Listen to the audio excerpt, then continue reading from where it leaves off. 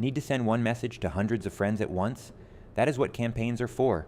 Friender sends it for you, safely throttled, on the schedule you choose. Here is how to build one.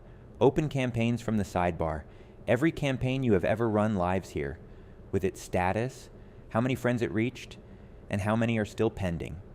To start a new one, click Create Campaign. First, name your campaign. Then choose the message.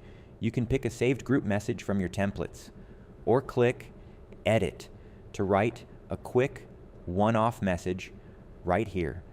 Next, set your safety controls. Time delay spaces out each send. The default is 3 minutes. Message limit caps how many go out in a day. The default is 100. These two settings are what keep your account safe at scale. If you want the campaign to stop on a certain day, flip on End Date and Time and pick it. Now choose when it sends. On the grid, click any time block to open the scheduler.